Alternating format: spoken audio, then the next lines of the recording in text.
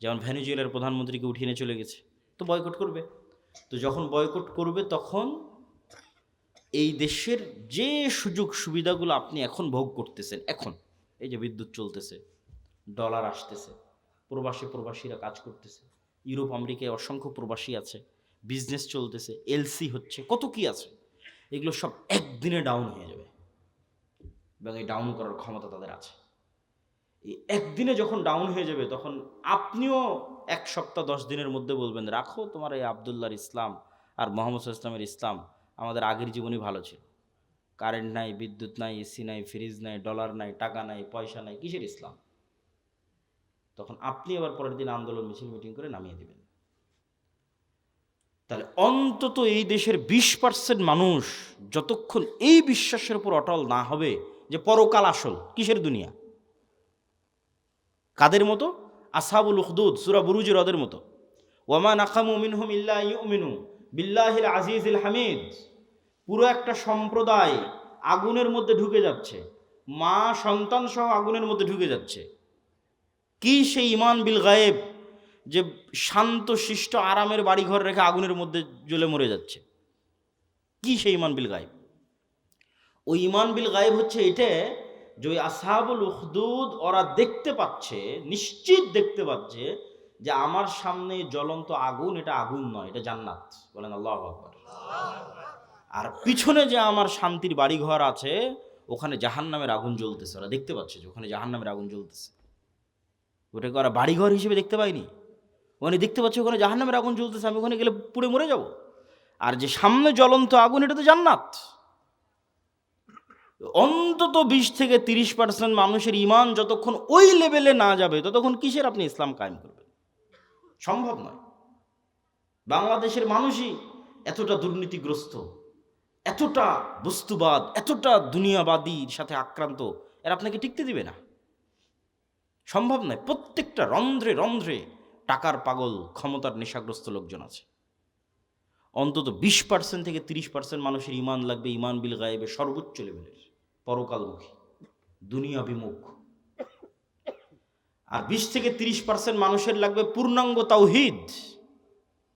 আল্লামা ইকবাল লিখেছেন, ये दौर अपने बराहिम की तलाश में है, যে আজকের যুগের মুসলমানদের সকল সমস্যা সমাধানের একটাই রাস্তা, এই যুগের ইব্রাহিম লাগবে।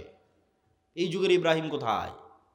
আজ থেকে 5000 বছর আগে ইব্রাহিম আলাইহিস সালাম এসেছিল, পূর্ণাঙ্গ শতভাগ তাওহীদে বিশ্বাসী। ওই পূর্ণাঙ্গ শতভাগ তাওহীদে বিশ্বাসী ইব্রাহিম কোথায়? আজকের মুসলিম উম্মার মতো ওই ইব্রাহিম লাগবে। তাহলে মুসলমানদের মুক্তির যাত্রা শুরু হয়ে যাবে। হ্যাঁ, আপনাদের মতো যারা আহলে হাদিস এবং সালাফি আছে, তারা বড় শিরক, বড় বেদাত থেকে অনেকটাই মুক্ত, কিন্তু পূর্ণাঙ্গ শতভাগ তাওহীদের অনুসারী নয়। কিভাবে? এটা আপনাকে বুঝিয়ে বলি যে কেমনে আপনি পূর্ণাঙ্গ শতভাগ তাওহীদের অনুসারী নন। ঠিক আছে, আপনি কবর মাজারে গিয়ে সিজদা দেন না, তাবিজ কবজ ব্যবহার করেন না, কিন্তু এই আপনি বিড়ি সিগারেটে আসক্ত। তাহলে যখন আপনি বিড়ি সিগারেটে আসক্ত, তখন আপনার ইলাহ ওই বিড়ি সিগারেট। আমি বলিনি, আল্লাহ নিজে কোরআনে বলেছে যে তার নফস ইলাহাহু হাওয়া, তার ইলাহ হচ্ছে তার নিজের অন্তরের কামনা। ঠিক আছে, আপনি কবরকে ইলাহ মানেননি, কিন্তু ইলাহ তো আপনার নিজের নফসকে বানিয়ে রেখেছে। ইলাহ তো কোনো অবৈধ প্রেমিকাকে বানিয়ে রেখেছে, ইলাহ তো টাকার নেশাকে বানিয়ে রেখেছে, ইলাহ তো ক্ষমতার নেশাকে বানিয়ে রেখেছে। ওই টাকার জন্য আপনি সব করতে পারেন, হালাল হারামের বাস বিচার নাই। ওই ক্ষমতার জন্য আপনি সব করতে পারেন, ওই নারীর জন্য সব করতে পারেন, মনের প্রবৃত্তি পূরণ করার জন্য সব করতে পারেন। তাহলে তো আপনি শতভাগ তাওহীদপন্থী নন। তাহলে তো আপনি ইব্রাহিম আলাইহিসসালামের মতো হতে পারলেন না, যে ইব্রাহিম আলাইহিসসালাম এবং ইসমাঈল আলাইহিসসালাম আসলামা ওয়া তাল্লাহু লিল জাবিন, নিজের ইচ্ছার বিরুদ্ধে গিয়ে সন্তানকে জবাই করতেছে, আর সন্তান নিজের ইচ্ছার বিরুদ্ধে গিয়ে জবাই হওয়ার জন্য রাজি হয়ে যাচ্ছে। কেন? সিদ্ধান্তটা আল্লাহর। এটা হলো শতভাগ তাওহীদ, যে আল্লাহর সিদ্ধান্তের সামনে পরিপূর্ণ আত্মসমর্পণ। তাহলে শতভাগ তাওহীদপন্থী 20% থেকে 30% মানুষ, আর ইমান বিল গায়েবে সর্বোচ্চ স্তরের 20 থেকে 30% মানুষ হওয়া ছাড়া পূর্ণাঙ্গ ইসলামী বিপ্লব সম্ভব নয়। এই দাওয়াত আজকে আমি দিচ্ছি না, এই দাওয়াত শাহ ইসমাইল শহীদ দিয়ে গেছে আজ থেকে 100-150 বছর আগে। ওনার একটাই দাওয়াত ছিল যে আমাদের পূর্ণাঙ্গ ইসলামী বিপ্লবের আগে মানুষকে শতভাগ পূর্ণাঙ্গ তাওহীদে বিশ্বাসী হতে হবে, নাহলে পূর্ণাঙ্গ ইসলামী বিপ্লব সম্ভব নয়। শতভাগ তাওহীদে বিশ্বাসী এবং ঈমান বিল গায়বে ইয়াকিন আছে এরকম 20-30% মানুষ লাগবে পুরো বাংলাদেশের। তাহলে এর উপর ভিত্তি করে পূর্ণাঙ্গ ইসলামী বিপ্লব কায়েম হবে। পূর্ণাঙ্গ ইসলামী বিপ্লবের সকল ক্রাইটেরিয়া রেডি আছে, শুধু ওই রকমের যোগ্য মানুষ নাই। তারপরে কি লাগবে? তারপরে আরো দুটো জিনিস লাগবে। এক, আমি পূর্ণাঙ্গ তাওহীদপন্থী মানুষ, ঠিক আছে, আমি পূর্ণাঙ্গ ঈমান বিল গায়ব অর্জন করলাম, ঠিক আছে, কিন্তু নেতা হওয়ার জন্য আরো দুটো জিনিস লাগবে। ওই দুটো জিনিস পূরণ না করতে পারলে নেতা হতে পারবেন না। একটা হচ্ছে আল্লাহ সুবহানাহু ওয়া তাআলা এই পৃথিবী যেই ফাংশনের উপর ডেভেলপ করেছে ওই ফাংশন আপনাকে ইউজ করতেই হবে। তো এই পৃথিবীতে নেতা হওয়ার ফাংশন হচ্ছে জ্ঞান এবং শিক্ষা, এটা আল্লাহই দিয়ে রেখেছে। এখন এই জ্ঞান এবং শিক্ষার বাটন যদি ইহুদি খ্রিস্টান চাপে তাও ওরা নেতা হয়ে যাবে। এই জ্ঞান শিক্ষার বাটন যদি হিন্দু ডোম চামার ম্যাথর মুচির চাপে ওরা নেতা হয়ে যাবে। আল্লাহ কখনো তার রুলস ভাঙ্গেন না। এখন এই নাটোর, এই এলাকার নাম কি? নাটোর সাধুপাড়া, এই অঞ্চলের যুবকেরা যদি মদ বিড়ি cigarette TikTok video YouTube BPL IPL জুয়া online betting free fire PUBG এগুলো নিয়ে ব্যস্ত থাকে, আর ওইদিকে ইসরায়েলের ইহুদি আর ইউরোপ আর আমেরিকার খ্রিস্টান ওরা যদি জ্ঞান অর্জনে ব্যস্ত থাকে ওদের সন্তানেরা, আল্লাহ বলবেন না, আল্লাহ তার রুলস ব্রেক করে বলবেন না যে ইহুদি খ্রিস্টান তোরা থাম, তোদের নেতা বানাবো না, আমার নাটোরের কিছু মদখোর জুয়াখোর বান্দা আছে ওদের নেতা বানাবো। এইটা আল্লাহ করবেন না। নেতা হতে হলে গোলামির জিঞ্জির আপনাকে নিজে হাতেই ভাঙতে হবে, সেটা জ্ঞান এবং শিক্ষা। জ্ঞান এবং শিক্ষায় সর্বোচ্চ স্তর অর্জন করার চেষ্টা ছাড়া নেতা হওয়ার আর কোনো রাস্তা পৃথিবীতে নাই। নেতা হওয়ার এই রাস্তা আল্লাহ নির্ধারণ করেছে। তলুতকে আল্লাহ বলছেন বাস্তাতান ফিল ইলমি ওয়াল জিসম, যে আমি তলুতকে বানু ইসরাইলের নেতা বানিয়েছি, জ্ঞানে বড় তাই, জ্ঞানে বেশি তাই। আদমকে ফেরেশতা এবং জিনের উপর শ্রেষ্ঠত্ব দিয়েছি, জ্ঞানে বেশি তাই। আল্লাহ সুবহানাহু ওয়া তাআলা নিজের রুবুবিয়ত এবং উলুহিয়তের চ্যালেঞ্জ দিয়েছেন তার জ্ঞান দিয়ে, সবার চেয়ে অসীম জ্ঞানের অধিকারী তিনি। তাহলে শক্তিশালী হওয়ার নেতা হওয়ার রাস্তা জ্ঞান, যে গ্রহণ করবে সেই নেতা হবে, আল্লাহ বাধা দিবেন না। আর মুসলমান যদি গ্রহণ না করে কি করার বলেন? কিছুই করার নেই। তাহলে 3 নম্বর রাস্তা হচ্ছে জ্ঞান অর্জন করতে হবে। 4 নম্বর রাস্তা সত্যবাদিতা এবং ন্যায়পরায়ণতায় অটল থাকতে হবে, পাহাড়ের মতো। যেটাতে আলোচনা শুরু করেছি যে 2 নম্বরই ধোঁকাবাজি, এগুলো যে গণতন্ত্র এবং সুদ থেকে আসে, ওটার বিপরীতটাই হচ্ছে সত্যবাদিতা ন্যায়পরায়ণতায় অটল থাকা, ওসমান হাদিদের মতো। কিন্তু মুসলমানদেরকে আমরা ইসলামটা বুঝাতেই পারলাম না। বাংলাদেশের OC DC SP AC land sub registrar সচিবালয়ে কত সচিব বসে আছে, আমরা তো বাহির থেকে তো এসে আর আমাদের কেউ গোলাম করতেছে না, আমাদের লোকজনই তো গোলাম, বাংলাদেশের নাগরিকেরাই তো গোলাম, বাহির থেকে এসে কেউ গোলাম করতেছে না তো। এই সমস্ত পদে যারা বসে আছে এরা টাকার কাছে বিক্রি হয়ে যায়, অথচ এরা সালাত আদায় করে, এরা হজ করে, এরা ওমরা করে, এরা মসজিদ মাদ্রাসায় যে কমিটি বিশেষ অতিথি প্রধান অতিথি এরা সবাই আছে, কিন্তু নিজ চেয়ারে যখন বসতেছে তখন 2 নম্বরই করতেছে। তাহলে এরা কি মনে করেছে? এরা মনে করেছে ঠিক আছে, আমি সচিবালয়ে বসে এসিল্যান্ড সাব রেজিস্ট্রার যা আছে সব হয়ে যত পারি 2 নম্বরই সুদ ঘুষ দিয়ে টাকা ইনকাম করব, আর নামাজ পড়ে হজ করে আর দান করে ওটাকে মাফ করে নেব। নাউজুবিল্লাহ। তাহলে আমরা হুজুররা এটা বুঝাতে পারিনি, আলেম ওলামা বুঝাতে পারিনি ইসলাম কি। এটা তো মুনাফিকই, শুধু মুনাফিক, তার অন্তরে তো ঈমানই ঢোকেনি। তার সালাত কি, তার সিয়াম কি, তার হজ কি, সে তো মুনাফিক। রাসূলুল্লাহ সাল্লাল্লাহু আলাইহি ওয়াসাল্লামের স্পষ্ট হাদিস, ইজা তুমিনা খানা, তাকে যে আমানতের দায়িত্ব দেওয়া হয়েছে ওটার খেয়ানত করে যে মুনাফিক, ওর অন্তরে ঈমান ঢোকেনি। লা ঈমান লিমান লা আমানাতা লাহু। তাহলে মুনাফিকের হারাম টাকার দুর্নীতির টাকার কিসের ইবাদত? বরং ওর উল্টাটা, ও যদি কোনো বড় ইবাদত নাও করে, কোটি কোটি টাকা দান নাও করে, তাহাজ্জুদের রাতের সালাত নাও আদায় করে, হজ নাও করে, শুধু ওর যে চেয়ারে বসে আছে ওসি ডিসি এসপি মন্ত্রী সচিব এসিল্যান্ড, এই চেয়ারে চুল পরিমাণ অন্যায় না করে, তাহলে এদের হজের চেয়ে, এদের রাতের তাহাজ্জুদের সালাতের চেয়ে এবং অন্যদের কোটি কোটি টাকা দানের চেয়ে সে শ্রেষ্ঠতম নেকির অধিকারী হবে। রাসূলুল্লাহ সাল্লাল্লাহু আলাইহি ওয়াসাল্লাম বলেছেন, সাবআতু ইউযিল্লুহুমুল্লাহ ইয়াওমা লা যিল্লা ইল্লা যিল্লুহু। এক নম্বরে ইমামুন আদিল। 7 শ্রেণীর যারা বিশেষ আল্লাহর ছায়া পাবে, এখানে সবাই আছে, নামাজি আছে, দানবীর আছে, সবাই আছে, কিন্তু এক নম্বরে জায়গা দেওয়া হয়েছে পদে বসে ন্যায়পরায়ণ যে। ও তো এমনি সবচেয়ে বড় নেকির কাজ, ওর জন্য তো এমনি জান্নাত। ও তো আল্লাহর গুণে গুণান্বিত হয়েছে। আল্লাহ যেমন বিচারের আসনে বসে শতভাগ ন্যায়পরায়ণ, আল্লাহ যেমন রাজত্বের আসনে বসে শতভাগ ন্যায়পরায়ণ, আল্লাহর মহৎ গুণ হচ্ছে আল্লাহ ন্যায়পরায়ণ। আল্লাহ জুলুম করেন না। ইন্না হারামতু যুলমা আলাইয়া। মানুষ হয়ে যে আল্লাহর গুণে গুণান্বিত হতে পারে, আল্লাহু আকবার, এটা কত বড় ইবাদত! যে মানুষ হয়ে ওসি তারপরে ডিসি, এসিল্যান্ড, সাব রেজিস্ট্রার, সচিব, এই চেয়ারে বসে সে দুর্নীতি করবে না ন্যায় করবে, এটা অনেক বড় ইবাদত। আর এই চেয়ারে বসে দুর্নীতি করে সেই টাকা দিয়ে হজ করবে, সেই টাকা দিয়ে মসজিদ মাদ্রাসায় দান করবে, এটা মুনাফিক। আমরা মানুষকে দিন বুঝাতে পারিনি। রাজনীতিবিদদের হাতে ক্ষমতা নেই, ক্ষমতা এদের হাতে। রাজনীতিবিদরা তো 5 বছরের জন্য আসে যায়, ভোট করে, কিন্তু এদের চাকরিতে রিটায়ার্ড না হওয়া পর্যন্ত থাকে। এরা যদি বলে যে আজ থেকে আমরা বিক্রি হব না কোনো দলের কাছে, দেশ একদিনে ঠিক হয়ে যাবে, একদিনে। তো এরা কাদের ঘরের সন্তান? আমাদের ঘরের সন্তান, আমাদের ছেলে মেয়ে। পুলিশে কারা, আর্মিতে কারা, সচিবালয়ে কারা, বিসিএস পরীক্ষা কারা দেয়? আমার আপনার ছেলে মেয়ে। এদের আমাদের ঠিক করতে হবে দাওয়াত দিয়ে। নতুন প্রজন্মকে সত্যবাদিতা এবং ন্যায়পরায়ণতা অটল হতে হবে। এটাই তো গোলামি থেকে মুক্তির রাস্তা। ওই দিন থেকেই তো দেশ স্বাধীন।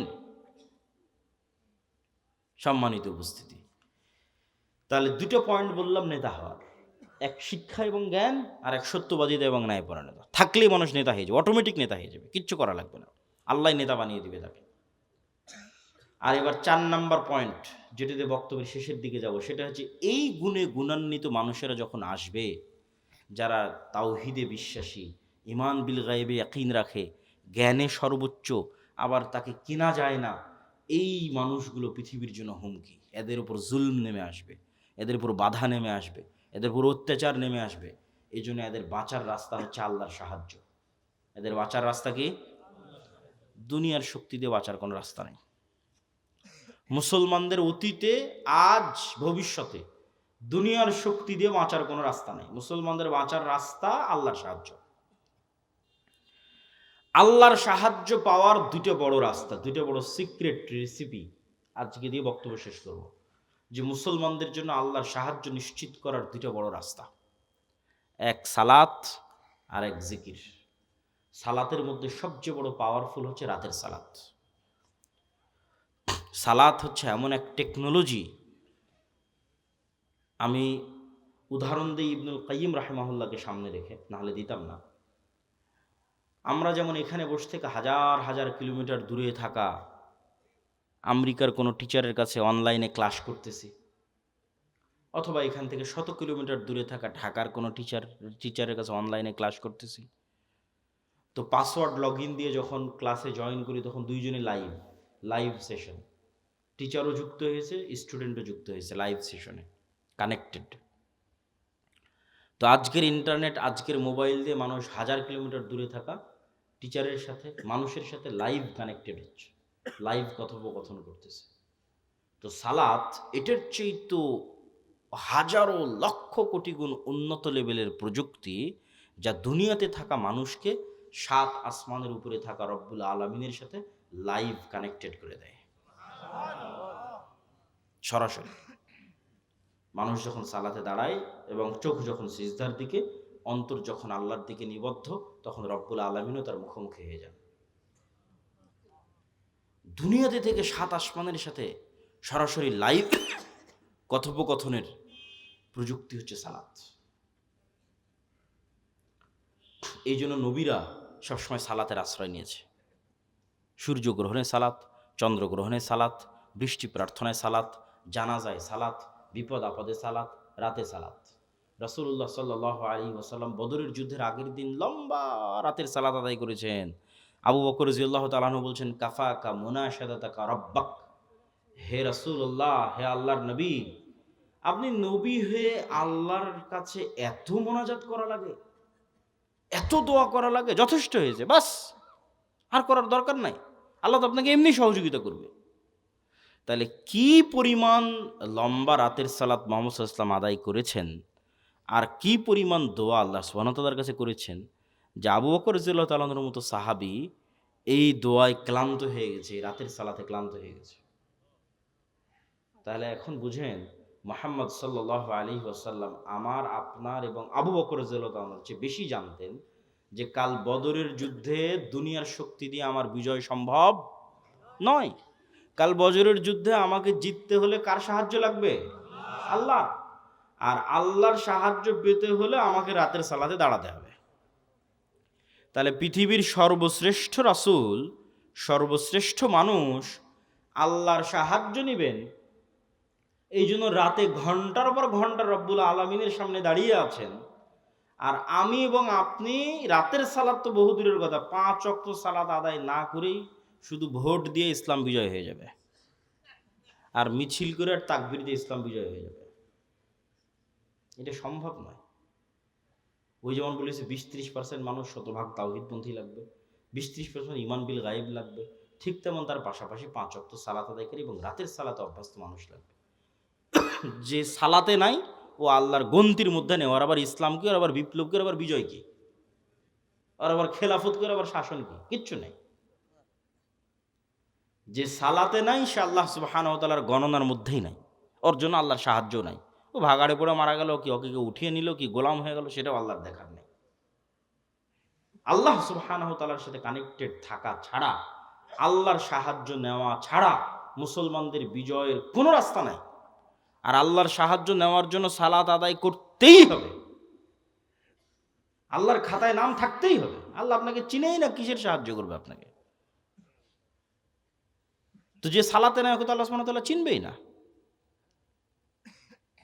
সম্মানিত উপস্থিতি, এই জন্য সালাত মোস্ট পাওয়ারফুল, আর সালাতের মধ্যে সবচেয়ে পাওয়ারফুল হচ্ছে রাতের সালাত। আমরা যেমন আমাদের ফোন, এই যে হাতে ফিঙ্গারপ্রিন্ট দিয়ে ফোন ওপেন হয়ে যাচ্ছে, পাসওয়ার্ড দিয়ে ফোন ওপেন হয়ে যাচ্ছে, ফেস ভেরিফিকেশন দিয়ে ফোন ওপেন হয়ে যাচ্ছে, 5 স্টার হোটেলে গেলে কার্ড পাঞ্চ করলে ওপেন হয়ে যাচ্ছে। তো এগুলো সব লক ওপেন হওয়ার সিস্টেম পৃথিবীতে। তো কল্পনা করেন যে আমরা পৃথিবীর অত্যাধুনিক প্রযুক্তির একটা দরজার সামনে দাঁড়িয়ে আছি। এর চেয়ে অত্যাধুনিক প্রযুক্তির দরজা পৃথিবীতে নাই। ওই দরজা ওপেন করতে হলে বিভিন্ন varieties type of password use করতে হয়। যেমন নির্ধারিত সময়ে আসতে হয়, নির্ধারিত সময় ছাড়া খুলে না। আবার নির্ধারিত ফরম্যাট ছবি, পিকচার ওখানে আপলোড করা আছে, ওইটার সাথে মিলতে হয়। আবার ওই প্রতিটা ফরম্যাটের সাথে নির্ধারিত সাউন্ড আছে, ওটাও মিলতে হয়। যেমন ধরেন আমি এই ফরম্যাটে দাঁড়ালাম, এটার সাথে একটা সাউন্ড আছে আলহামদুলিল্লাহ রাব্বিল আলামিন। রুকুর ফরম্যাটে দাঁড়ালাম, ওটার সাথে একটা সাউন্ড আছে সুবহান রাব্বিল আযীম। টাইম মিলতে হবে, ফরম্যাট মিলতে হবে, আওয়াজ মিলতে হবে, তারপরে ওই দরজাটা খুলবে, তার আগে দরজা খুলবে না। তো এইরকম সালাত এর চেয়েতেও টপ লেভেলের উন্নত প্রযুক্তি, যা রব্বুল আলামিনের সাহায্যের দরজা, রব্বুল আলামিনের সাথে যোগাযোগের দরজা উন্মুক্ত করে দেয় হচ্ছে সালাত। এই সালাত ছাড়া আমাদের বাঁচার কোনো রাস্তা নেই, সালাত ছাড়া আমাদের উদ্ধার হওয়ার কোনো রাস্তা নেই। 2 নম্বর হচ্ছে জিকির। জিকিরের মধ্যে সবচেয়ে গুরুত্বপূর্ণ হচ্ছে সকাল সন্ধ্যার জিকির। সকাল সন্ধ্যার জিকির দিয়ে আল্লাহ কোরআন পরিপূর্ণ করে রেখেছে, যদিও আমরা এটাকে খুবই অবহেলা করি। সকাল সন্ধ্যার জিকির। জিকির কেন পাওয়ারফুল? জিকির কেন পাওয়ারফুল এটা বুঝতে হলে আপনাকে বুঝতে হবে আওয়াজ কেন পাওয়ারফুল, সাউন্ড কেন পাওয়ারফুল। সাউন্ড কি আবার পাওয়ারফুল হতে পারে? আওয়াজ কি পাওয়ারফুল হতে পারে? শব্দ এবং বাক্য কি পাওয়ারফুল, শক্তিশালী হতে পারে? এটাই আগে বুঝতে হবে। আজকের আধুনিক সভ্যতা টিকে আছে, এই যে ক্যামেরা, এই যে মোবাইল, কম্পিউটারে টিকে আছে এই আলোর তরঙ্গের মধ্যে ডাটা ট্রান্সফার করার ক্ষমতা, এটার উপর। আমি এখানে বলতেছি, আমার এই কথাটা আলোর মধ্যে দিয়ে এই মোবাইল হয়ে, নেটওয়ার্কের টাওয়ার হয়ে আমেরিকায় গিয়ে এখন বাজতেছে, ইউরোপ, সৌদি, কুয়েত, কাতার, ঢাকা, রাজশাহী থেকে এখনই বাজতেছে। তো এই যে এই আলো যে আমার এই কথা বহন করতে পারে, ডাটা ট্রান্সফার করতে পারে, এটা আমরা জানতাম না, মানুষ জানতো না, এটা আগে থেকেই ছিল। ওটা আমরা জেনে কাজে লাগাতে পেরেছি, এটাই আমাদের আধুনিক সভ্যতা, এটার উপরে টিকে আছে। আর একটা একটা প্রযুক্তি যেগুলোর ধারে কাছে বিজ্ঞান নাই, কিন্তু এটা সবচেয়ে উন্নত প্রযুক্তি। সেটা হচ্ছে শব্দভিত্তিক, আওয়াজ ভিত্তিক প্রযুক্তি, যেটার কিছু জ্ঞান আল্লাহ সুলাইমান আলাইহিস সালাতু ওয়াস সালামকে দিয়েছিলেন। কিছু জ্ঞান, যেমন আমি এতক্ষণ যে চিল্লাচ্ছি, আমি কিন্তু শব্দ এবং আওয়াজে উচ্চারণ করতেছি। এখানে যদি একটা চাইনিজ বসে থাকতো, ও খেলে আওয়াজই শুনতে পেত। আবার এখানে বসে যদি একটা চাইনিজ বক্তব্য দিত, আপনি খেলে আওয়াজই শুনতে পেতেন। তাই নয় কি? সেটাই। তাহলে ঠিক কোনো এক স্টাইলের আওয়াজ উচ্চারণ করলে ওই পিঁপড়াও বুঝবে, সেই স্টাইলের আওয়াজ আমি জানি না। কোনো এক স্টাইলের আওয়াজ উচ্চারণ করলে পাখিও বুঝবে, আমি জানি না। কোনো এক ফরম্যাটের আওয়াজ উচ্চারণ করলে গরু বুঝবে, আমি জানি না। আবার গরুর ওই ফরম্যাটের আওয়াজের কি অর্থ আমি জানি না। যেমন অন্য একটা ভাষা আমার কাছে গরুর আওয়াজের মতোই আওয়াজ মনে হয়, সেই। কিন্তু এই জ্ঞানটা আল্লাহ কাকে দিয়েছিলেন? সুলাইমান আলাইহিস সালাতু ওয়াস সালামকে দিয়েছিলেন। এটাই সাউন্ড টেকনোলজি। সুলাইমান আলাইহিস সালাতু ওয়াস সালাম তার দরবারে বলতেছে, রানী বিলকিসের সিংহাসন নিয়ে আসতে হবে। ক্বালা ইফরিতুম মিনাল জিন, ইফরিত নামক জিন দাঁড়িয়ে থেকে দাঁড়ানোর পূর্বে সিংহাসন নিয়ে আসবো। এই কথা সুলাইমান আলাইহিস সালামের পছন্দ হয়নি। সুলাইমান আলাইহিস সালাম আরো দ্রুত চান। আল্লাযী ইনদাহু ইলমুম মিনাল কিতাব, তখন আরেকজন বলল, ওই আরেকজন জিন না মানুষ তা কোরআনে উল্লেখ নাই। কোরআনে এভাবে উল্লেখ আছে যে যাকে আল্লাহ কিতাবের জ্ঞান দিয়েছিলেন সে বলল। যাকে আল্লাহ কিসের জ্ঞান দিয়েছিলেন? কিতাবের জ্ঞান দিয়েছিলেন। সে বলল চোখের পলক পড়ার পূর্বে রানী বিলকিসের সিংহাসন আপনার সামনে উপস্থিত হয়ে যাবে। আল্লাহু আকবার। তো আয়াতের বিবরণের আন্দাজে বলতেছে যে জিন চেয়েছিল গায়ের শক্তিতে আনতে, ইফরিত চেয়েছিল গায়ের জোরে যত দ্রুত আনা যায়, উড়ে যাব, উড়ে নিয়ে আসবো। আর আল্লাহ জি ইনদাহু ইলমুম মিনাল কিতাব, যার কাছে কিতাবের জ্ঞান ছিল, গায়ের জোরে আনেনি, জ্ঞানের জোরে এনেছে। আমি মনে হয় বুঝাতে পারলাম না কথা, কি আমার বুঝতে পারছেন? কোরআনের ধারা বিবরণীতে বোঝা যাচ্ছে যেই লোক চোখের পলকে নিয়ে আসলো, এ গায়ের জোরে আনেনি, কিসের জোরে এনেছে? জ্ঞানের জোরে। সে জ্ঞান কি? কিতাবের জ্ঞান। কিতাবের সে বিশেষ জ্ঞান কি? কিছু কিছু মুফাসসির লিখেছে যে কিতাবের জ্ঞান হচ্ছে লাউহে মাহফুজের বিশেষ কিছু জিকির তার জানা ছিল। বলেন আল্লাহু আকবার। আল্লাহু আলাম। কিন্তু জ্ঞানের উপর ভিত্তি করে সেই কাজটা করেছে।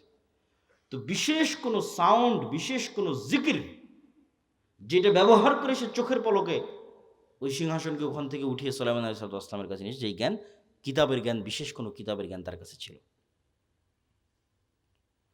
তো sound most powerful all over the world, সবচেয়ে পাওয়ারফুল। আল্লাহ সুবহানাহু ওয়া তাআলা পৃথিবী ধ্বংস করার যে সিস্টেম তৈরি করেছেন, সেই সিস্টেম আওয়াজ ভিত্তিক। ইসরাফিল বাঁশিতে ফু দিবে, আওয়াজ তৈরি হবে, সে আওয়াজে আসমান জমিন নক্ষত্র গ্রহরাজি সূর্য চন্দ্র সব ভেঙে চৌচির হয়ে যাবে। আল্লাহ সুবহানাহু ওয়া তাআলা মানুষকে পুনরুজ্জীবিত করার যে সিস্টেম তৈরি করেছেন, ওটা আওয়াজ ভিত্তিক। ফেরেশতা জিন মানুষ সব যখন মারা যাবে, কতদিন এভাবে মৃত অবস্থায় থাকবে আল্লাহ ভালো জানে। কুল্লুমান আলাইহা ফান ওয়া ইয়াবকা ওয়াজহু রাব্বিকা যুল জালালি ওয়াল ইকরাম। তারপরে যখন আল্লাহ জীবিত করতে চাইবে, ইসরাফিলকে তৈরি করে ইসরাফিলকে বাঁশি দিয়ে ফু দিতে বলবে, ওর আওয়াজে মানুষ কবর থেকে জীবিত হয়ে হাঁটতে থাকবে। আওয়াজ খুবই পাওয়ারফুল, কিন্তু ওই আওয়াজের জ্ঞান থাকতে হবে যে কোন আওয়াজ পাওয়ারফুল, কোন শব্দ পাওয়ারফুল। তো আল্লাহ সুবহানাহু ওয়া তাআলা উম্মতে মুহাম্মাদিকে সবচেয়ে বড় পাওয়ারফুল জিনিস দিয়ে দিয়েছে, যেটা মূসা আলাইহিস সালামের লাঠির চেয়ে পাওয়ারফুল, যেটা মূসা আলাইহিস সালামের পাথরের চেয়ে পাওয়ারফুল, যেটা বানু ইসরাইলের তাবুত কোরআনে আছে দেখবেন। এই তাবুত এখন এই ইহুদিরা খুঁজে পাগলের মতো, কোথায় সেই তাবুত? এরা মনে করে যে এই মসজিদে আকসার মাটির নিচে তাবুত রাখা আছে।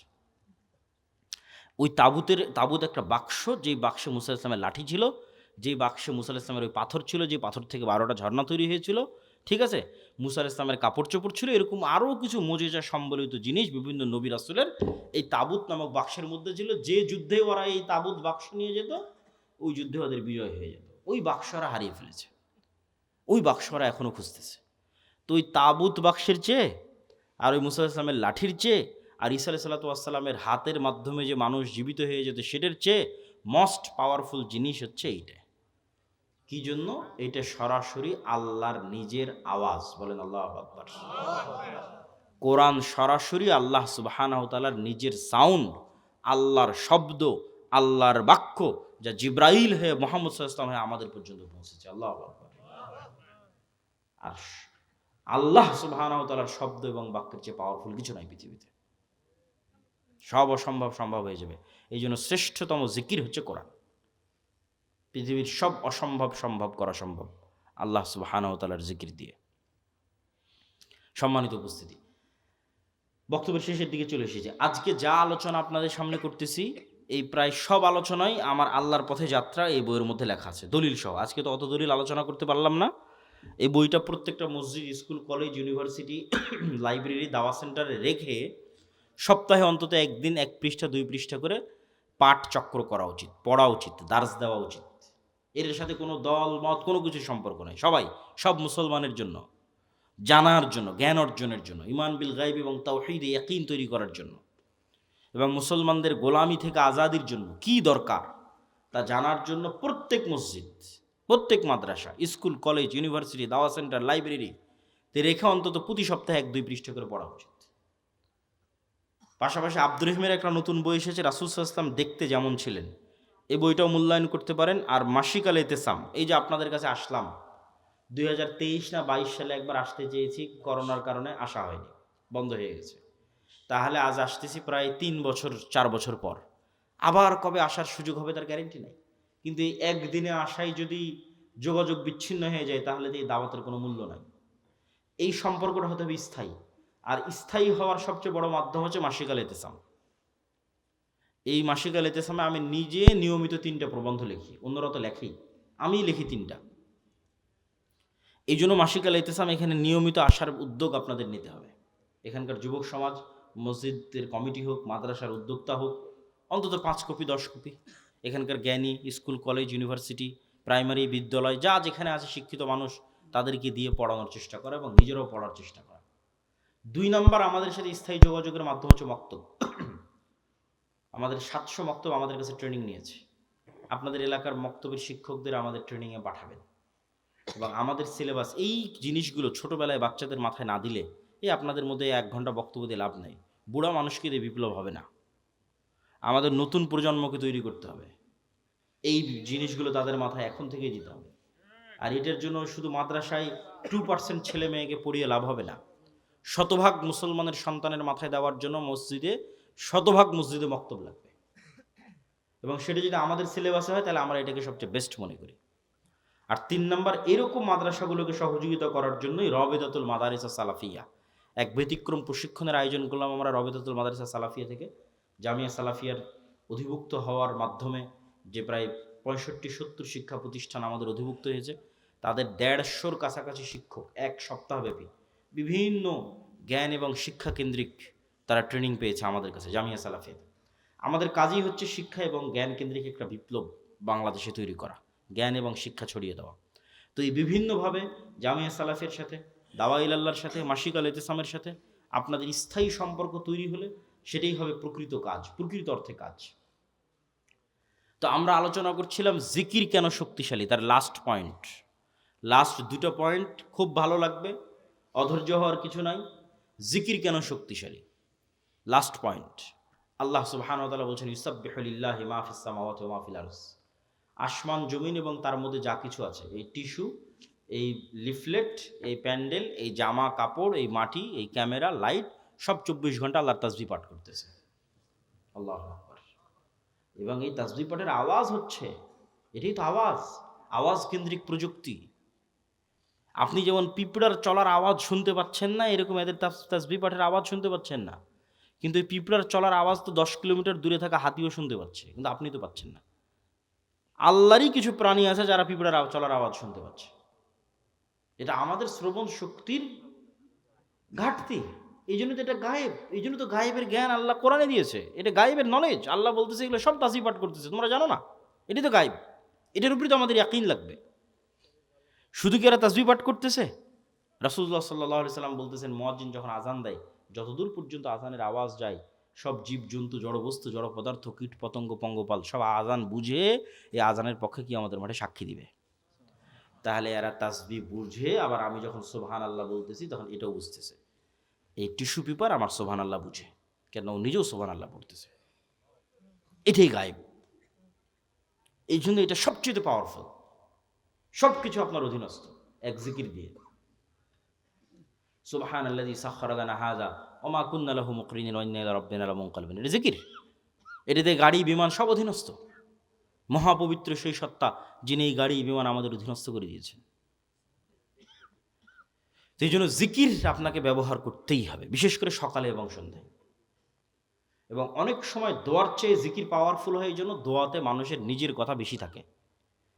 আল্লাহ আমার এটা দাও, আল্লাহ আমার ছেলেকে এটা দাও, আল্লাহ আমার বউকে এটা দাও, আল্লাহ আমার টাকা দাও, আল্লাহ আমার পয়সা দাও, বাড়ি দাও, গাড়ি দাও, নিজের কথা বলতে বলতে শেষ। কিন্তু শুধু জিকির যখন হয়, ওখানে শুধু আল্লাহর কথা থাকে। লা ইলাহা ইল্লাল্লাহ, লা ইলাহা ইল্লাল্লাহু ওয়াহদাহু লা শারীকা লাহু, লাহুল মুলকু ওয়া লাহুল হামদু ওয়া হুয়া আলা কুল্লি শাইইন কাদির, সুবহানাল্লাহি ওয়া বিহামদিহি সুবহানাল্লাহিল আযীম, আল্লাহু আকবার, আলহামদুলিল্লাহ, লা হাওলা ওয়া লা কুওয়াতা ইল্লা বিল্লাহ। এগুলো সব জিকির, এগুলো শুধু আল্লাহর বর্ণনা, শুধু আল্লাহর কথা, আল্লাহর প্রশংসা, আল্লাহর বড়ত্ব, আল্লাহর মহত্ব, আল্লাহর তাসবিহ, আল্লাহর পবিত্রতা। আর এই ইবাদত ফেরেশতাদের ইবাদত। এই ইবাদত আপনার আশেপাশে যা জীবজন্তু, জড়বস্তু, জড়পদার্থ দেখছেন, এদের ইবাদত। কেন? ওদের নিজের কোনো চাওয়া নাই, ফেরেশতাদের নিজের কোনো চাওয়া নাই। তাহলে ওদের ইবাদত কি? তাসবিহ। ফেরেশতার ইবাদত তাসবিহ, আপনার আশেপাশে যা দেখতে পাচ্ছেন এদের ইবাদত তাসবিহ। আপনিও সকাল সন্ধ্যা তাসবিহ করেন, জিকির পাঠ করেন, পৃথিবীর সব অসম্ভব সম্ভব হয়ে যাবে। আল্লাহ সুবহানাহু ওয়া তাআলা মূসা আলাইহিস সালাতু ওয়াস সালামকে বলছেন, ওয়ালা তানিয়া ফি যিকরি, যে মূসা তোমাকে লাঠি দিলাম, সাপ হয়ে যাবে, সমুদ্রে মারলে রাস্তা তৈরি হয়ে যাবে, পাথরে মারলে ঝর্ণা তৈরি হয়ে যাবে। কিন্তু কতক্ষণ? যতক্ষণ তোমার কলব সালাত এবং জিকিরের মাধ্যমে আমার সাথে কানেক্টেড আছে। মূসা তুমি সালাতেও নাই, জিকিরেও নাই, সব ডিঅ্যাক্টিভেট হয়ে যাবে।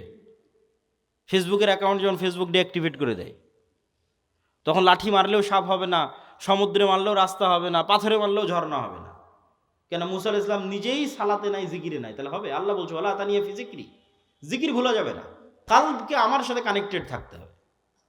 যতক্ষণ তোমার কলব সালাত এবং জিকিরের মাধ্যমে আমার সাথে কানেক্টেড, তখন অল এভরিথিং ইজ অ্যাক্টিভেটেড। তখন পিছনে যতই ফিরআউনের বিশাল লস্কর হোক আর সামনে যত বড়ই সমুদ্র হোক, রাস্তা তৈরি করে দেওয়া আমার দায়িত্ব। আল্লাহু আকবার। এই জন্য জিকির ছাড়া এবং সালাত ছাড়া মুসলমানদের কোনো রাস্তা নেই। কেন? মুসলমানরা দুনিয়াবী শক্তি দিয়ে পারবে না, তাকে গায়েবী মদদ নিয়েই বাতিল শক্তির বিরুদ্ধে লড়াই করতে হবে। আর গায়েবী মদদ পেতে চাইলে 5 ওয়াক্ত সালাত, রাতের সালাত, সকাল সন্ধ্যার জিকির ছাড়া কোনো রাস্তা নেই। আল্লাহ সুবহানাহু ওয়া তাআলা আমাদের এরকম একটা প্রজন্ম পাওয়ার তৌফিক দান করুক, যে প্রজন্ম শতভাগ তাওহীদ, শতভাগ ঈমান বিল গায়বে ইয়াকিন, যে প্রজন্ম জ্ঞানে সর্বোচ্চ, যে প্রজন্ম বিক্রি হয় না, সত্যবাদী ন্যায়পরায়ণ উসমান হাদিদের মতো। আবার যেই প্রজন্ম আল্লাহর সাহায্য নিশ্চিত করতে পারবে সালাত দিয়ে এবং জিকির দিয়ে। এই প্রজন্ম শুধু বাংলাদেশ বিজয় করবে না, সারা পৃথিবী বিজয় করবে। কিসের ভারত, কিসের আমেরিকা, কিসের চীন, কিচ্ছু টিকবে না, সারা পৃথিবী তারা বিজয় করবে। কিন্তু এই প্রজন্ম তৈরি হওয়া লাগবে। আমরা সেই প্রজন্মের স্বপ্ন দেখি। আল্লাহ সুবহানাহু ওয়া তাআলা কবুল করুক। সুবহানাকাল্লাহু ওয়া বিহামদিকা আশহাদু আল্লা ইলাহা ইল্লা আনতা আস্তাগফিরুকা। অস্থির হবেন না, আপনাদেরই প্রশ্ন উত্তর আছে, ধীরে ধীরে ওঠেন। আর যারা মাসিকাল ইতিসাম, রাসূল সাল্লাল্লাহু আলাইহি ওয়াসাল্লামের চেহারা কেমন ছিল, চুল কেমন ছিল, দাড়ি কেমন ছিল, এটা জানতে চান এবং আজকের বক্তব্য আল্লাহর পথে যাত্রা, এই বইটা নিতে চান, এই বই কই পাবে? গাড়িতে নাকি না স্টেজে? গেটে, গাড়িতে। আর যারা এই মাদ্রাসায় দান করতে চান, তারা একটু স্টেজে এসে আস্তে আস্তে আপনাদের দানগুলো এখানে জমা দিতে পারেন। প্রশ্ন উত্তর ধীর স্থিরভাবে যাবেন। বর্তমান অর্থনৈতিক ব্যবস্থায় ব্যাংক, সুদ এগুলো হালালভাবে করার উপায় কি? বর্তমান যুগে জিহাদের সঠিক অর্থ কি? ব্যাংক সুদ মুক্ত উপায়ে লেনদেনের উপায় হচ্ছে আপনি নিজে সুদী লেনদেনের সাথে জড়িত থাকবেন না, সুদী লোনের সাথে জড়িত থাকবেন না, এটাই উপায়। বর্তমান যুগে জিহাদের সঠিক অর্থ কি? জিহাদ মানে আল্লাহ সুবহানাহু ওয়া তাআলার রাস্তায় যুদ্ধ। সেটা অবশ্যই ইমামের অধীনে হতে হবে, সেটা অবশ্যই দেশের মাধ্যমে হতে হবে। মুসলমানদের মধ্যে বিভক্তি, মাযহাব, দলাদলি নিয়ে ইসলামের অবস্থান কি? মুসলমানেরা বানু ইসরাইলের মতো 70-71 দলে বিভক্ত হবে, এটা রাসূল সাল্লাল্লাহু আলাইহি ওয়াসাল্লাম নিজে বলে গেছেন। আর এই বিভক্তির মধ্যে বাঁচার রাস্তা হচ্ছে মা আনা আলাইহি ওয়া আসহাবি। এই বিভক্তির মধ্যে বাঁচার রাস্তা হচ্ছে সুন্নাতুল্লাহ, সুন্নাতু রাসূলিহি ওয়া সুন্নাতুল খুলাফায়ে রাশিদিন। এই বিভক্তির মধ্যে বাঁচার রাস্তা হচ্ছে কিতাবুল্লাহ ওয়া সুন্নাতু রাসূলি। সারমর্ম হচ্ছে আল্লাহর কোরআন নবীর হাদিস এবং সাহাবীদের আমল, এইগুলোর মাধ্যমে আমাদের নাজাত খুঁজে পেতে হবে। আমি প্রেম করে পারিবারিকভাবে বিয়ে করেছি, এই বিয়ে কি আল্লাহ কবুল করবে? আগের প্রেমের জন্য ক্ষমা চাইতে হবে। বিয়ে যদি ইসলামের নিয়ম অনুযায়ী হয়ে থাকে, আমরা আল্লাহর কাছে দোয়া করি, আল্লাহ তোমার তওবা কবুল করে তোমার বিয়ে থেকে আল্লাহ কবুল করুক এবং বরকত দিক, আল্লাহুম্মা আমিন। আমার নাম মোহাইমিনুল। মোহাইমিনুল না রেখে রাখো আব্দুল। আব্দুল মোহাইমিন। আধুনিক প্রযুক্তি, সোশ্যাল মিডিয়া, এআই, ইন্টারনেট ব্যবহারে ইসলামের দৃষ্টিভঙ্গি কি? বর্তমান সময়ে মুসলমান তরুণদের সবচেয়ে বড় নৈতিক চ্যালেঞ্জ কি? আধুনিক প্রযুক্তি, সোশ্যাল মিডিয়া, এআই, ইন্টারনেট, এগুলো থেকে বের হওয়ার আমাদের কোনো রাস্তা নাই, বরং এগুলোকে আমরা আরও কিভাবে ভালোভাবে কাজে লাগাতে পারি ইসলামের পক্ষে, তার জন্য আমাদের চেষ্টা করতে হবে। বর্তমান সময়ে মুসলমান তরুণদের সবচেয়ে বড় নৈতিক চ্যালেঞ্জ, আজকে যেটা আলোচনা করলাম এটাও নৈতিক চ্যালেঞ্জ, এর পাশাপাশি অবশ্যই অস্থিরতা, অবৈধ সম্পর্ক, সেটা একটা বড় নৈতিক চ্যালেঞ্জ। বর্তমান গণতন্ত্র অনুযায়ী এগুলো কত আলোচনা আর করবো, আজকে আলোচনাই তো করলাম সব। আমি রংপুরে চাকরি করি, মাঝে মাঝে বাড়িতে নাটোরে আসি, আমি কি বাড়িতে এসে নাটোরে সালাত কসর করতে পারবো? নিজ বাড়িতে থাকার জন্য আসলে কসর করতে পারবো না, সফরের মধ্যে বাড়ি হয়ে যাচ্ছ, এরকম সফর রানিং অবস্থায় থাকলে সেটা সমস্যা নেই। সালাফি কনফারেন্সে গিয়ে স্যান্ডেল হারিয়ে গেছে, তাই আর একজনের স্যান্ডেল নিয়ে চলে এসেছি, এখন করণীয় কি?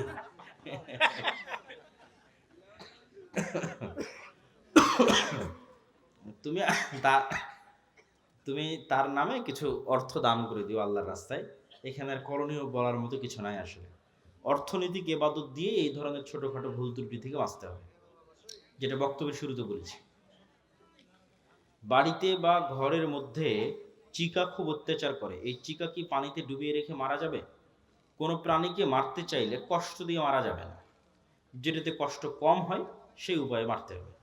বিরক্তিকর কষ্টদায়ক প্রাণীকে আল্লাহ নবী মারার অনুমতি দিয়েছেন, সাপ, বিচ্ছু, এগুলোকে রাসূল সাল্লাল্লাহু আলাইহি ওয়াসাল্লাম মারার অনুমতি দিয়েছেন, কিন্তু কষ্ট দিয়ে নয়, আগুনে জ্বালিয়ে নয়। ইসলাম কি নারী শিক্ষাকে সমর্থন করে? বর্তমান সমাজের প্রয়োগ কেমন হওয়া উচিত? রাসূল সাল্লাল্লাহু আলাইহি ওয়াসাল্লামের যুগে আয়েশা রাদিয়াল্লাহু তাআলা আনহার কাছে ওমর রাদিয়াল্লাহু তাআলা এবং সাহাবীরা যেতেন মাসলা মাসাইল ফতোয়া নেওয়ার জন্য। তাহলে একটা নারী কি পরিমাণ জ্ঞানের অধিকারী হলে দ্বিতীয় খলিফা ওমরের মতো জ্ঞানী মানুষ আর আব্দুল্লাহ বিন আব্বাস, আব্দুল্লাহ বিন ওমরের মতো জ্ঞানী মানুষেরা তার কাছে যায়, যে এটা বুঝতে পারতেছি না, এটার মাসলা কি হবে বলে দেন। তাহলে নারীদের জ্ঞান অর্জনের পথে বাধা হলে তো সেটা ইসলামের প্রথম যুগেই বোঝা যেত। বরং নারীরা জ্ঞানী হলেই তারা তাদের সন্তান সন্ততিকে ভালোভাবে মানুষ করতে পারবে, কিন্তু কোন জ্ঞান অর্জন করতেছে, কিভাবে অর্জন করছে, এটা হলো দেখার বিষয়। জ্ঞান অর্জন করতেই হবে, কোন জ্ঞান? যদি জ্ঞান হয় অশ্লীলতার, সেটা তো আমাদের সমাজকে ধ্বংস করে দেবে। যদি জ্ঞান হয় ফ্রি মিক্সিং এর মাধ্যমে, তাহলে ওই জ্ঞানের তো কোনো দাম নাই। ইজ্জত নষ্ট করে, লজ্জা নষ্ট করে, শালীনতা নষ্ট করে জ্ঞানের কোনো দাম নাই। লজ্জা এবং শালীনতা বজায় রেখে দিনের জ্ঞান এবং পাশাপাশি প্রয়োজনীয় দুনিয়ার জ্ঞান। একাই জবাই করতে পারবে, মেয়েরাও জবাই করতে পারবে, কোনো সমস্যা নেই। বিসমিল্লাহ আল্লাহু আকবার বললে পৃথিবীর সব প্রাণী হালাল, যা পৃথিবীর যে সমস্ত প্রাণী হালাল তার সবই হালাল বিসমিল্লাহ আল্লাহু আকবার বললে। আধুনিক ফ্যাশন ও পোশাকের ক্ষেত্রে পর্দার সীমা কোথায়? পর্দার সীমার নির্ধারণ হবে লজ্জার উপর ভিত্তি করে। মানুষের লজ্জা কতটুকু, মানুষের লজ্জা কতটুকু, এটাই নির্ভর করতেছে এই বিষয়টা নির্ধারণ করার জন্য। আপনি যদি সৌদি আরবে যান, আপনি যদি আফগানিস্তানে যান, তাহলে প্যান্ট শার্ট পরে ঘুরতেও আপনাকে লজ্জাবোধ হতে পারে, কিন্তু বাংলাদেশে আপনাকে প্যান্ট শার্ট পরে ঘুরতে লজ্জাবোধ হবে না, ইউরোপ আমেরিকা লজ্জাবোধ হবে না। তাহলে লজ্জার মাত্রাটা কোন লেভেলে আছে? আবার বাংলাদেশে দেখা যাচ্ছে কেউ যদি হাফ প্যান্ট অথবা 3/4, বিশেষ করে হাফ প্যান্ট পরে ঘুরে, তাহলে লজ্জাবোধ হতে পারে। কিন্তু ভারতেই যদি যান হাফ প্যান্ট পরে ঘুরেন, কোনো লজ্জা নাই। ইউরোপ আমেরিকায় যান, সবাই হাফ প্যান্ট পরে ঘুরতেছে, কোনো লজ্জা নাই। তাহলে এটা লজ্জার মাত্রার উপর নির্ভর করতেছে, এক নাম্বার। দুই নাম্বার, আল্লাহ সুবহানাহু ওয়া তাআলা যে সীমা দিয়েছে সেটা তো আছে। আল্লাহ পুরুষদের জন্য যে সীমা দিয়েছে সেটা তো আছে, নারীদের জন্য যে সীমা দিয়েছে সেটা তো আছে। কিন্তু সেটার উপরেও যে আপনি বোরখা কেমন পড়তেছেন, আটোশোটো পড়তেছেন কিনা, মুখ ঢাকতেছেন কিনা, এগুলো সব নির্ভর করতেছে অন্তরের লজ্জার উপর। তো লজ্জাশীলা হওয়াটা অন্তরের বিষয়। আপনি বোরখা পরে পুরুষ মানুষের সাথে কথা বললেন, এটা তো পর্দা হলো না। তাহলে তো আপনি পর্দা বুঝলেন না, আপনি মনে করলেন পর্দা মানে পোশাক। পর্দা মানে তো পোশাক নয়। পোশাক পর্দার একটা অনুষঙ্গ, এবং বেপর্দা অনেক বড় শাস্তি। আদম আলাইহিসসালাম এবং হাওয়া আলাইহিসসালামকে জান্নাতে সর্বপ্রথম শাস্তি দেওয়া হয়েছে উলঙ্গ হওয়ার মাধ্যমে, জামা খুলে নেওয়ার মাধ্যমে। এটা অপমান, কিন্তু আমরা ওই শাস্তি ও অপমানটাকে নিজেদের জন্য সাজসজ্জা এবং ফ্যাশন বানিয়ে নিয়েছি। তাহলে আমাদেরকে আল্লাহ এবং আল্লাহ রসুলের সীমা বুঝতে হবে, এবং ওই সীমার প্রয়োগ হবে অন্তরের তাকওয়া এবং অন্তরের লজ্জা অনুযায়ী। যে মেয়ে যত লজ্জাশীলা, সে তেমন ঢিলে ঢালা পোশাক পরবে, সে তত পুরুষ সমাজ থেকে নিজেকে দূরে রাখার চেষ্টা করবে, পুরুষদের সংমিশ্রণ থেকে। নামাজরত ব্যক্তির কতটুকু সামনে দিয়ে চলাচল করা যাবে? নামাজরত ব্যক্তির সামনে দিয়ে একটা ছাগল চলাচল করে চলে যাবে, এরকম একটা দূরত্ব বজায় রেখে, তথা 2 হাত বা 3 হাত এরকম একটা দূরত্ব বজায় রেখে চলাচল করা যাবে। তবে সেক্ষেত্রে সূত্রা ব্যবহার করা সবচেয়ে ভালো, এবং নামাজি যখন সালাতে দাঁড়াবে তখনই তিনি সূত্রা দিয়ে সালাতে দাঁড়াবেন, এটা সবচেয়ে উত্তম। মূল কথা হচ্ছে সালাত আদায়কারীর যেন ডিস্টার্ব না হয়। আর সম্পূর্ণরূপে নিষিদ্ধ হচ্ছে তার সিজদার জায়গার মধ্যে দিয়ে অতিক্রম করা। সিজদার জায়গার মধ্যে দিয়ে অতিক্রম করলে সালাত ছেড়ে দিয়ে ওর সাথে মারামারি লেগে যেতে হবে। যে সিজদার জায়গার মধ্যে দিয়ে অতিক্রম করবে, সালাত অবস্থায় তার সাথে ফাইট হবে, মানে তাকে শক্তভাবে বাধা দিতে হবে। সে যেন সিজদার মধ্যে দিয়ে অতিক্রম না করতে পারে, কেননা সে আস্ত শয়তান যে সিজদার মধ্যে দিয়ে অতিক্রম করতেছে।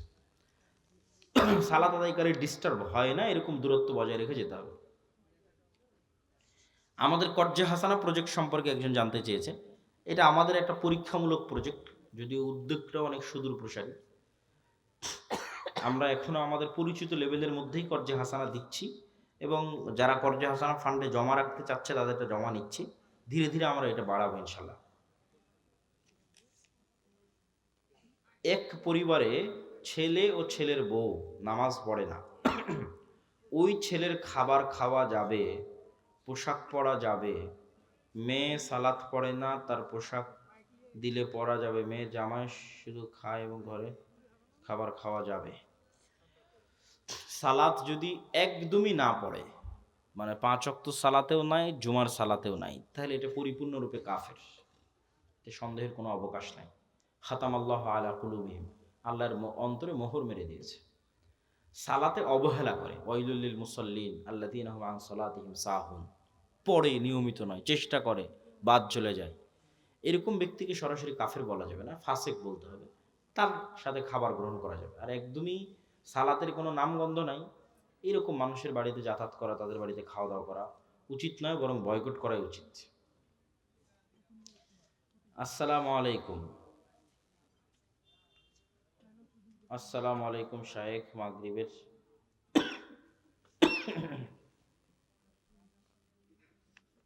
ফেতরার চাউল, এখনো তো রমজান মাস কি চলে আসছে নাকি যে ফেতরার প্রশ্ন শুরু হয়ে গেল?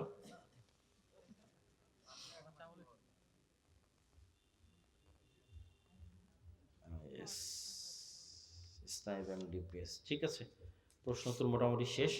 আমরা বৈঠক শেষের দোয়া পড়ি। সুবহানাকা আল্লাহুম্মা ওয়া বিহামদিকা